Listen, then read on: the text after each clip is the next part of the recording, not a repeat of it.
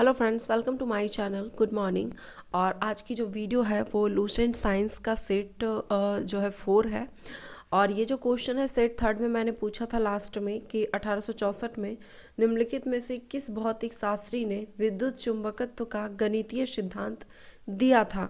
तो बहुत सारे स्टूडेंट ने इसका राइट आंसर दिया और इसका राइट आंसर है ऑप्शन सी, मैक्सवेल ने। तो आज जो है सेट 4 होने वाला है और आज का है पेज नंबर 31 से लेकर के 40 तक के क्वेश्चन दिए गए हैं। और कल के लिए नेक्स्ट डे के लिए जो सेट रहेगा वो पेज नंबर 41 से लेकर पेज नंबर 50 तक रहेगा। तो फटाफट से जो चैनल पे नए हैं तो चैनल को सब्सक्राइब कर बेल आइकन को जरूर प्रेस कर लें ताकि आगे आने वाली वीडियो की नोटिफिकेशन मिलती रहे। और साथ ही साथ हमारे ब्लॉग चैनल से जुड़ने के लिए डिस्क्रिप्शन में लिंक दिया गया है, हैशटैग भी दिया गया है, वहाँ क्लिक करके आप हमारे ब्लॉग चैनल से भी जुड़ सकते हैं। क्वेश्चन है पहला कि चंद्रग्रहण के बारे में निम्न में से कौन सा कथन सत्य है। आंसर है इसका ऑप्शन सी, 1 और 2 दोनों ही सत्य हैं कि चंद्रग्रहण की स्थिति में चंद्रमा और सूर्य के बीच पृथ्वी होती है। बिल्कुल सही है ये। और यह घटना पूर्णिमा के दिन घटित होती है। दोनों ही ऑप्शन यहाँ पे सही है। समतल दर्पण के बारे में निम्न में से कौन सा कथन गलत है।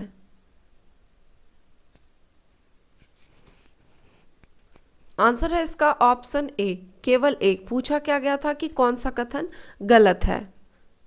तो पहला यहाँ पे जो कथन है कि यदि कोई व्यक्ति भी चाल से दर्पण की ओर चलता है तो उसे दर्पण में अपना प्रतिबिंब हाफ भी चाल से अपनी ओर आता प्रतीत होता है। तो गलत है यहाँ पे। गलत क्या है कि यदि कोई व्यक्ति भी चाल से दर्पण की ओर चलता है तो उसे दर्पण में अपना प्रतिबिंब हाफ भी नहीं बल्कि 2 भी चाल से अपनी ओर आता प्रतीत होता है। दूसरा ऑप्शन बिल्कुल सही है कि समतल दर्पण में अपनी संपूर्ण प्रतिबिंब देखने के लिए दर्पण की लंबाई जो है वो अपनी लंबाई की आधी होनी चाहिए। परिदर्शी यानी कि पेरिस्कोप में दोनों समतल दर्पण एक दूसरे से कितने डिग्री कोण पर स्थित होता है। आंसर है ऑप्शन बी, 45 डिग्री पर। और ये पेरिस्कोप जो है प्रकाश के परावर्तन के सिद्धांत पर कार्य करता है। गोली दर्पण की फोकस दूरी के लिए निम्न में से कौन सा सूत्र सही है। गोली मीन्स की गोलीय दर्पण।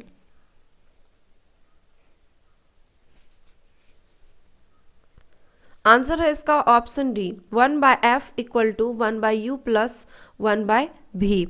तो ये उत्तल और अवतल दोनों ही दर्पण के मतलब फोकस दूरी ज्ञात करने के लिए ये सूत्र का उपयोग किया जाता है, जिसमें कि u बराबर होता है वस्तु की दर्पण से दूरी, v बराबर होता है प्रतिबिंब की दर्पण से दूरी और f बराबर होता है दर्पण की फोकस दूरी। अवतल लेंस में हमेशा निम्नलिखित में से कौन सा प्रतिबिंब बनता है।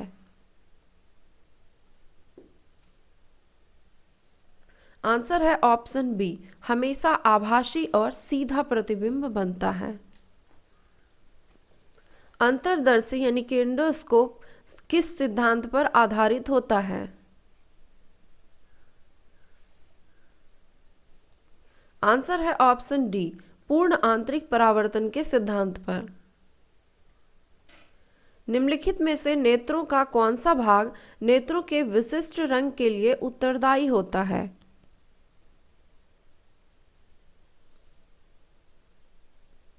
आंसर है ऑप्शन ए, परितारिका यानी कि आइरिस। यदि प्रकाश के पथ पर अपारदर्शी अत्यंत छोटी वस्तु को रख दिया जाए तो प्रकाश सरल रेखा में चलने के बजाय इनके किनारों पर मुड़ जाता है और प्रकाश के इस प्रभाव को क्या कहा जाता है। आंसर है ऑप्शन सी, इसे प्रकाश का विवर्तन कहा जाता है। निम्नलिखित में से कौन प्रकाश के अपवर्तन के कारण होने वाली घटना नहीं है। तो आंसर है इसका ऑप्शन डी, कि पानी में पड़ी हुई परखनली चमकीली दिखाई पड़ना, तो ये प्रकाश के परावर्तन की घटना नहीं है, बल्कि ये पूर्ण आंतरिक परावर्तन के उदाहरण है। बाकी के ऑप्शन सही है कि द्रव में अंशतः डूबी हुई सीधी छड़ टेढ़ी दिखाई देती है, ये अपवर्तन के कारण। जल के अंदर जो पड़ी मछली होती है वो वास्तविक गहराई से थोड़ी उठी हुई दिखाई पड़ती है। आकाश में तारे का टिमटिमाता दिखाई देना, ये सभी प्रकाश के अपवर्तन के उदाहरण हैं। हीरा का क्रांतिक कोण होता है। आंसर है इसका ऑप्शन बी 24.4 डिग्री। हीरे का क्रांतिक कोण 24.4 डिग्री और 45.5 डिग्री ये जो है पानी का क्रांतिक कोण होता है। शरीर के आंतरिक भागों के निरीक्षण के लिए प्रयुक्त यंत्र निम्न में से कौन सा है? आंसर है ऑप्शन सी एंडोस्कोप। प्रकाश तंतु का उपयोग निम्न में से किस में किया जाता है?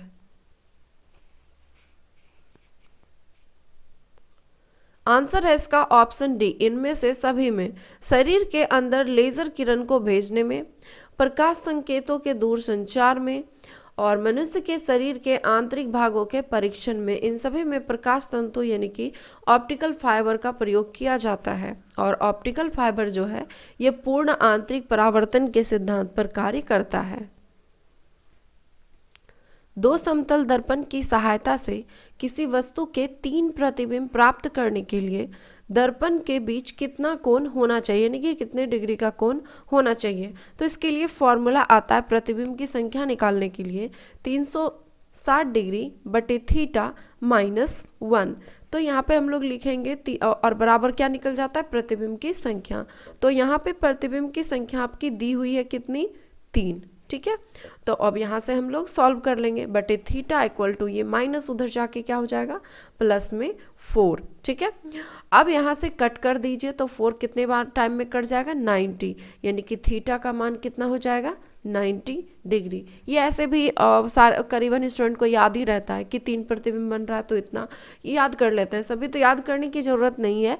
आप इसे बिल्कुल फॉर्मूले याद रखें और फॉर्मूले को याद करके आप इसका आंसर निकाल सकते हैं, ओके।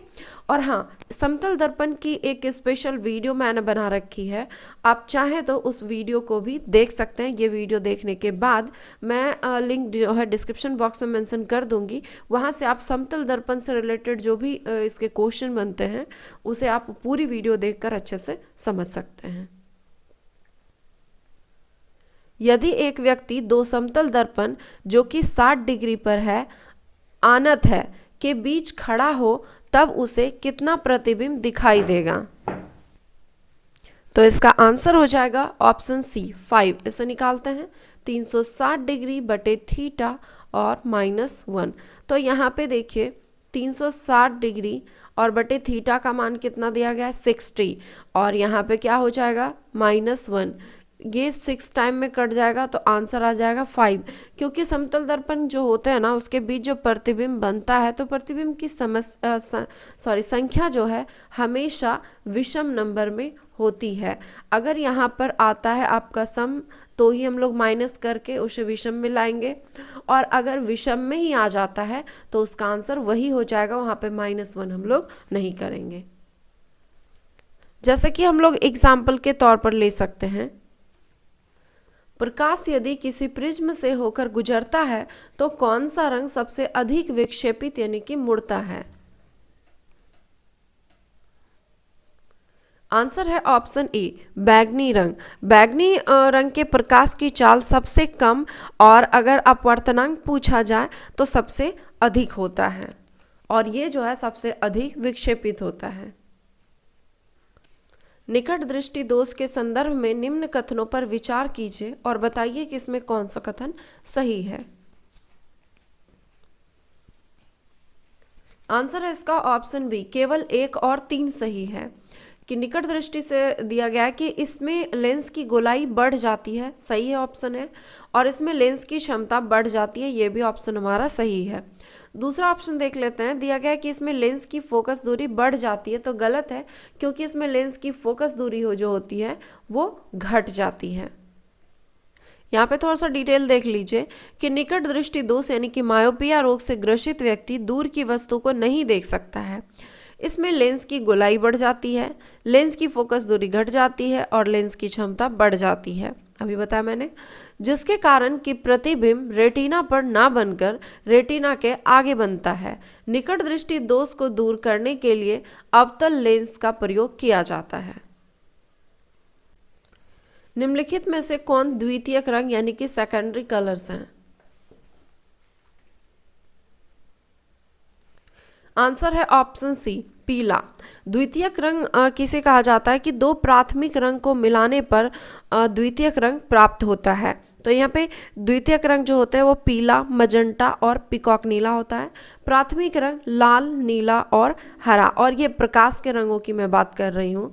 तो यहाँ पे अब जैसे कि पीला जो सेकेंडरी कलर है वो कौन कौन से रंग को मिलाने पे बनता है, तो लाल और हरा रंग को जब मिलाएंगे तो ये बन जाएगा हमारा पीला। ठीक है। मजेंटा जो बनता है वो नीला और लाल, इन दोनों को मिलाने से बनता है मजेंटा। ओके। एंड हरा और नीला को मिलाने से ये बनता है पिकॉक नीला।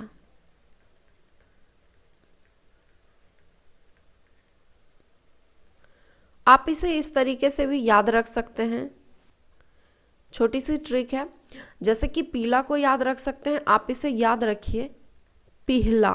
ओके, इसे पीला याद रखिए कि ये जो पीला रंग बनता है हरा और लाल को मिलाने से बनता है, बिल्कुल इजी में है पीला। उसके बाद इसे याद रखिए मनीला। ठीक है। मजंटा जो बनता है वो बनता है आपका नीला और लाल को मिलाने से। ओके। एंड इसे आप याद रखिए पिकॉक नीला। पिकॉक नीला तो आपका है ही, तो पिकॉक में जो है इसे हनी करके याद रखिए, हनी पिकॉक। ठीक है, हनी पिकॉक। तो हनी पिकॉक में क्या हो जाएगा, पिकॉक में ह से क्या हो जाएगा आपका हरा, और ऐसे भी पिकॉक नीला में तो नीला ऑलरेडी है, तो आपको सिर्फ हरा याद रखना है। नेक्स्ट देख लेते हैं कि ध्रुवन जो है प्रकाश संबंधित घटना निम्न में से किसमें होती है। आंसर है ऑप्शन ए, अनुप्रस्थ तरंग में।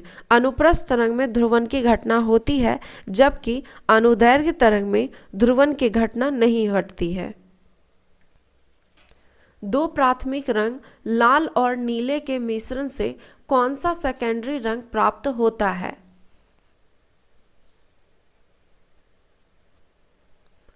आंसर है इसका ऑप्शन डी, मजंटा। अभी मैंने बताया था आपको मनीला। ओके, तो मजंटा जो है नीला, तो नीला और लाल। फोटोन जो है वो किसकी मूल यूनिट या फिर मात्रक है।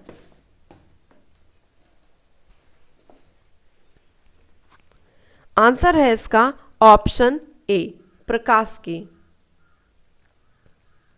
श्वेत प्रकाश का अपने विभिन्न रंगों में अलग अलग होने की क्रिया को क्या कहते हैं। आंसर है ऑप्शन सी, उसे वर्ण विक्षेपण कहते हैं। आंख के किस भाग द्वारा आंख में प्रवेश करने वाले प्रकाश की मात्रा नियंत्रित होती है। आंसर है ऑप्शन सी, आइरिस के द्वारा। एक सामान्य व्यक्ति में स्पष्ट दृष्टि की न्यूनतम दूरी निम्न में से कितनी होनी चाहिए।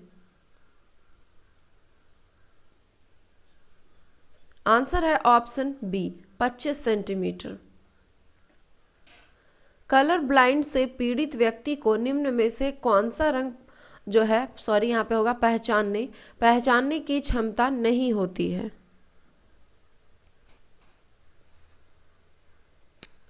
आंसर है ऑप्शन सी, लाल और हरा रंग। किसी वस्तु का प्रतिबिंब रेटिना पर कितने सेकंड तक रहता है। आंसर है ऑप्शन ए, 1/10 सेकंड तक। कोई प्रकाश किरण कांच की स्लैब में प्रवेश करती है तब इसकी। आंसर है ऑप्शन बी, आवृत्ति नहीं बदलती है। जब कोई प्रकाश की किरण कांच की स्लैब में प्रवेश करती है तो इसकी जो आवृत्ति होती है वो अपरिवर्तित रहती है। आपतन कोण परावर्तन कोण के बराबर होता है एवं आपतित किरण दर्पण के आपतन बिंदु पर अभिलंब यानी कि आपतित किरण अभिलंब और परावर्तित किरण सभी एक ही तल में होते हैं। ये उपयुक्त विवरण प्रकाश के किस नियम या फिर घटना से संबंधित है? आंसर है ऑप्शन बी, प्रकाश के परावर्तन से। प्रकाश के परावर्तन के दो नियम हैं। पहला क्या है कि आपतन कोण जो है परावर्तन कोण के बराबर होता है, और दूसरा जो है आपतित किरण अभिलंब और परावर्तित किरण ये तीनों एक ही तल में होते हैं। लेंस की क्षमता मापी जाती है। आंसर है ऑप्शन बी, डायोप्टर से। इंद्रधनुष किस कारण से बनता है? आंसर है इसका ऑप्शन सी, ए और बी दोनों से, यानी कि प्रकाश के अपवर्तन और परावर्तन इन दोनों से। इंद्रधनुष की घटना एक ऐसी घटना है जिसमें कि अपवर्तन, परावर्तन, पूर्ण आंतरिक परावर्तन तथा वर्ण विक्षेपण ये सभी घटनाएं उसमें होती हैं। सूर्यास्त तथा सूर्योदय के समय सूर्य के लाल रंग का प्रतीक होने का क्या कारण है?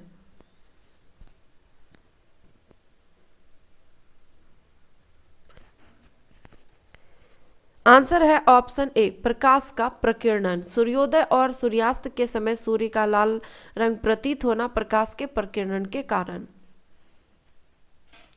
रमन प्रभाव का प्रकाश उन किरणों से संबंधित है जो आर पार जाती है। आंसर है ऑप्शन डी, सभी पारदर्शी माध्यम का। इंद्रधनुष के बीच निम्न में से कौन सा रंग होता है? आंसर है ऑप्शन बी, हरा रंग। इसमें रंगों का क्रम आप देख लें। सरल सूक्ष्मदर्शी में निम्न में से किस प्रकार का लेंस का प्रयोग किया जाता है? आंसर है ऑप्शन ए, उत्तल लेंस का। मनुष्य के आंखों की किस दृष्टि दोष में द्विफोकल लेंस का प्रयोग किया जाता है?